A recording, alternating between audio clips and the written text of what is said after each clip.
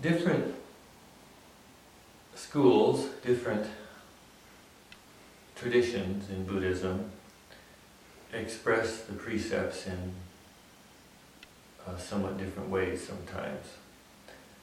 Of course, I'm a Soto Zen monk, and I will describe the precepts as I've learned them and as I practice them. For us, the precepts divide into three groups. The first are the three refuges, or the three treasures. The second group is the three pure precepts, and the third group is the 10 great precepts. I'd like to say a few words about the three refuges here. The three refuges go back to the very time of the Buddha himself, I'm sure. They're usually expressed as I take refuge in the Buddha, I take refuge in the Dharma. The Dharma is the Buddha's teaching. I take refuge in the Sangha. The Sangha, in its most limited sense, is the community of monks. Disciples or followers of the Buddha who have renounced the world and given their lives to spiritual training.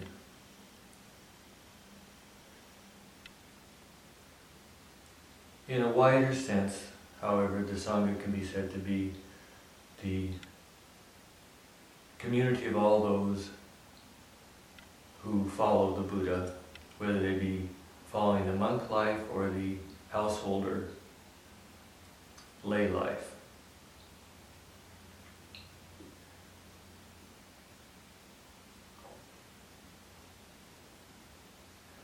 I take refuge in the Buddha, in this sense,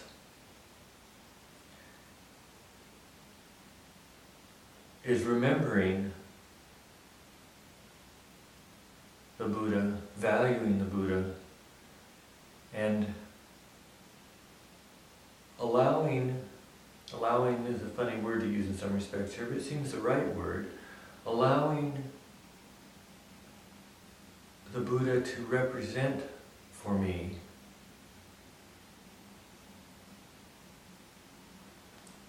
my own true self, the Buddha nature itself.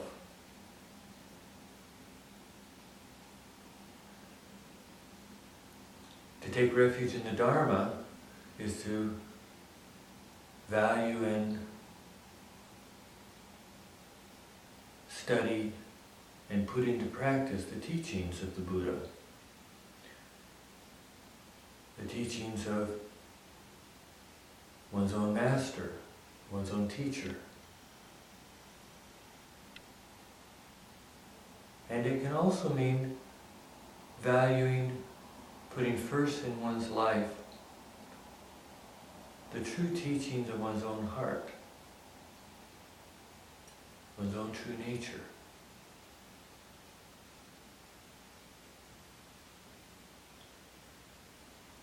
Take refuge in the Sangha, as I've said, means that I value and train with others who are following in the Buddha's path.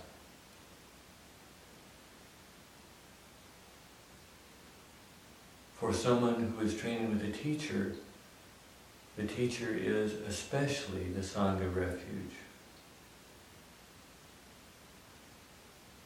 And the teacher can also be said to be the Buddha for the disciple, for the student.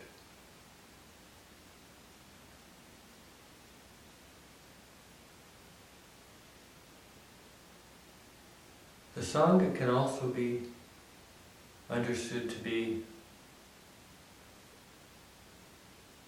those who are themselves in harmony with, harmonizing with, and can be trusted to point the way to our true nature, our true self.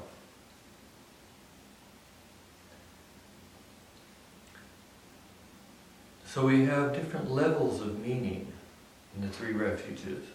These levels are not mutually exclusive, they are mutually complementary.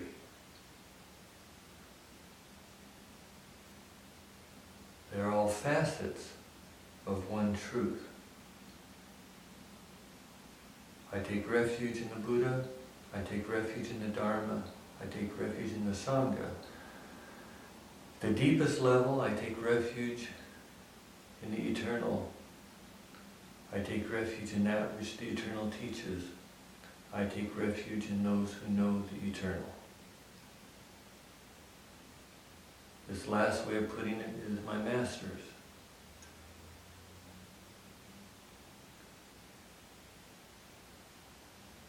And again, they are not mutually exclusive.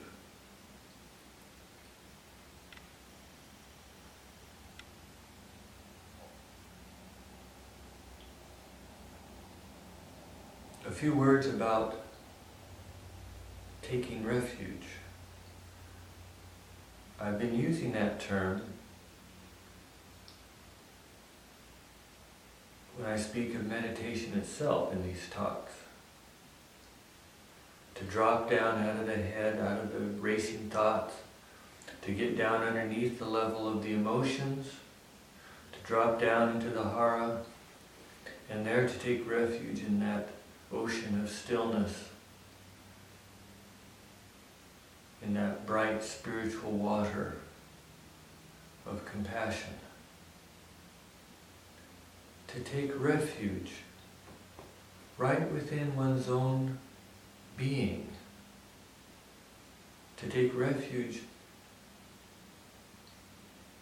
in that which is always present within oneself if one will only make the effort to turn towards it and to be still in that place. This is the root meaning of taking refuge. All the other meanings of taking refuge relate back to this. We take refuge in the Buddha because the Buddha points us towards our own true nature, our own Buddha nature, our own eternal refuge. We take refuge in the Dharma because to follow these teachings is to practice, to live in a way that helps us stay rooted in our true nature. We live and train as much as possible with other people who are walking the path, because to do so is such an enormous help.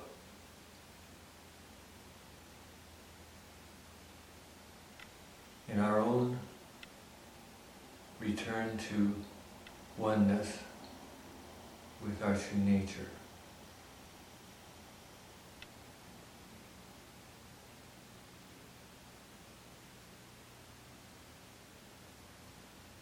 And when, even for one moment, we truly meditate, the whole of the refuges is present. The very essence of the three refuges is present at the deepest level. If you are a beginner in meditation, do not think that this only ever happens to people who've been meditating for many years or just some kind of special class of people.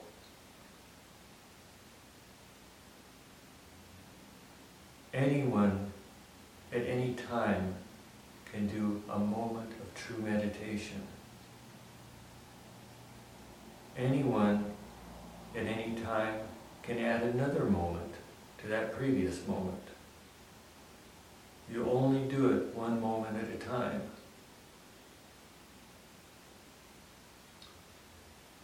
One of our great teachers in Soto Zen,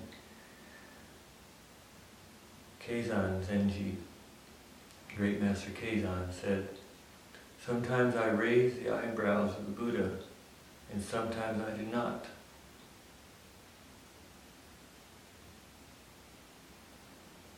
Sometimes that moment of meditation happens. Sometimes I miss it.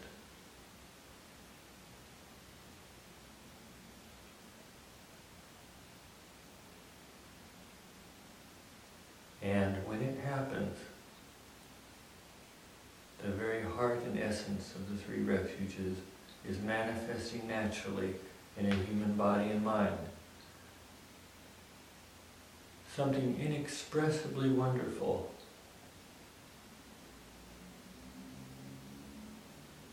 And yet the simplest thing in the world.